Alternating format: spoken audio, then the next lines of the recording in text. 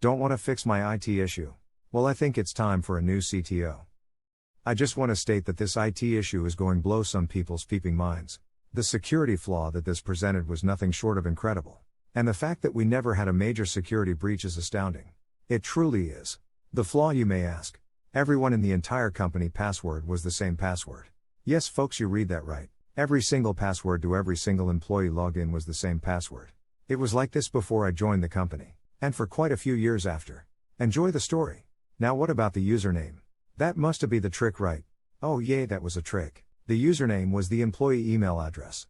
I did point out this flaw to my management, and their response was, that's not our area to be concerned about, so whatever it paid, well, I'll do my job.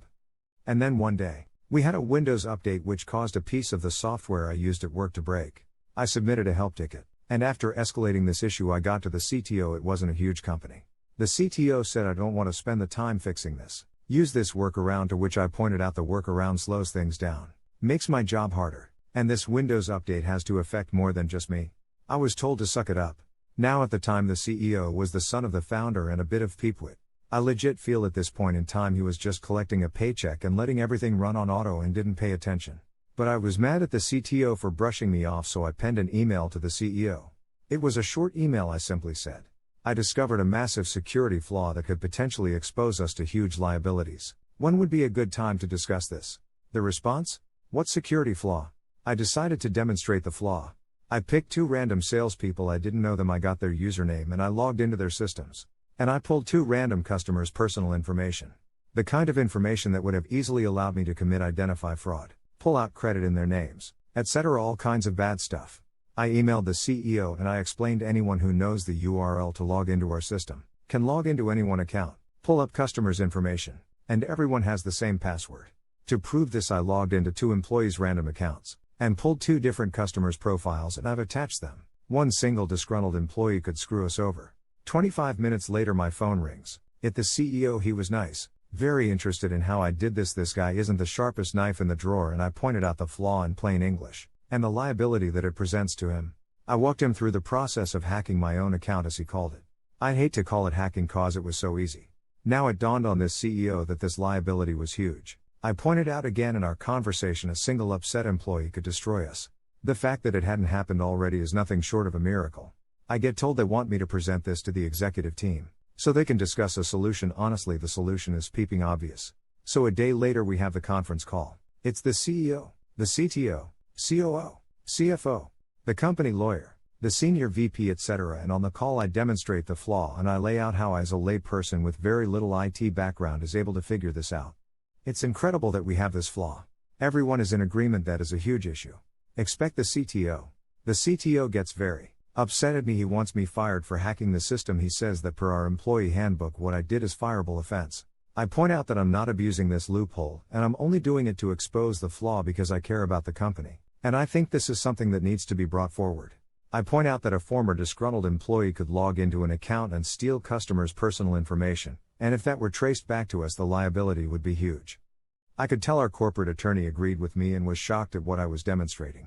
The CTO pointed out that former employees' usernames are disabled to us. I pointed out, every employee username is their email address. It would be trivial for a former disgruntled employee to use a different employee email address that they remember to log in. And since everyone's password is the same, they don't even have to guess. The CTO points out that we would know who did it cause of the IP address. I pointed out that VPNs are indeed a thing. The corporate attorney actually wasn't familiar with what VPNs do, and I explained it. And what shocked me, if the whole time the only person in the meeting who didn't agree this flaw needs to be changed was the CTO. The CEO made it clear that this issue would be fixed by the end of business that day, and there was no ifs, ands, or buts about this. The meeting ended. After the meeting the CTO called me. Privately he was pissed. I just exposed his incompetence because the system was his design. The decision for everyone to have the same password was his decision. And I know why he did it. He did it cause he was peeping lazy. And I said to the CTO, you're a speepy CTO. You shouldn't be in the position you are. And you're lazy. You should have found a better solution for my help ticket. He stops and asks, so this is about your stupid help ticket? I go, yes it is. He laughs and says he's going to have me fired, and I laugh and go, I'm pretty sure someone is getting fired. I'm also super confident that's not going to be me. Well, sure enough, later that day we got an email stating that everyone was to change their passwords to something unique. A week later the CEO announced, The old CTO stepped down to spend more time with his family. On the first day of the new CTO tenure, he sent me an email telling me he wanted to personally work on my help ticket and find a solution around the Windows update. Which I'm pleased to say he did. And I later had conversations with our attorney at a meeting. We legit never had a security breach. Which is simply astounding. The attorney admitted that was just plain dumb luck on our part. And if we would have had a security breach, it would have been very bad for us. This boggles my mind. I don't think this level of stupidity and laziness could have been a thing in the 1980s before everyone had a loan within the last 20 years. You would be surprised. I've had to explain why having everyone in an office 20 people use the same username and password that never get changed even when people quit/got fired and it has been the same for years was bad. They also had these listed in printed user/help docs that anyone could have walked out of the office with. I remember walking into a customer's site, government military contractor BTW, where when doing the design and install the lead engineer asks, "Hey, can you help me? My leadership thinks having everybody in the company be a domain administrator is okay. Can you help explain why we can't do this anymore? I'm tired of files and PCs disappearing off the network." I thought that was sweet. At least they use different passwords. I used to work at a satellite location for an organization, and at the time, every satellite was running its own local Active Directory. There was no centralized IT at the time. There was a CTO, but no central department. Well, there was, but they pretty much only handled support for the main location and email addresses. Obviously, this would cause issues, especially for people who worked in multiple locations. But one of the biggest problems was no central authority to set IT policy. So basically, if someone complained to the director of that location about not having admin rights, the IT manager got SPEEP rained down on him from on high. So we said FEEP it and gave everyone admin rights. We hated it because it meant we were constantly fixing issues from people accidentally installing malware and browser toolbars. But it was a lot less stressful than the constant fight with the powers that be. And then we got a new CTO. He came in and expanded the scope of the central IT department, then implemented single sign-on with everyone's logons going through them. You know what else he implemented? Security policies. While we were still able to assign admin rights, we suddenly had the authority to revoke and deny them. Lo and behold, once the outrage died down, our ticket queue got a lot smaller over the next few months, and we suddenly had time to implement some of the network and systems improvements that had been backburnered for years. I would love to make a joke about the CTO being insecure, but I'm afraid that no one's going to like it. I love it. The succinct turn of phrase. The security n'y sait de quoi. J n'y sait quoi. Bon appétit. Bon app the teeth. Now that's just disrespectful. At least the last guy tried. 1, 2, 3, 4, 5. That's amazing. I've got the same combination on my luggage. Prepare Spaceball 1 for immediate departure. And change the combination on my luggage. This is a lot worse than my employer. When I first started working for my current employer, the network logins were pretty simple. The username was the same as your email address, without the @ at the end. The default password was password. Many users weren't so tech savvy, but even I knew you needed to reset your password. IT had been so kind as to give users instructions on how to change the password. This was back in the days of Windows 2000, just to show how long ago this was, which was stupidly easy. Still, many people preferred to keep the default password, because, and I quote, "I'll forget it or I can't think of anything clever." So write it down on a sticky note and tape it to the monitor or tack it up on the wall. Use your pet's name, your spouse's name, your kid's name. Use your own name, for Christ's sake.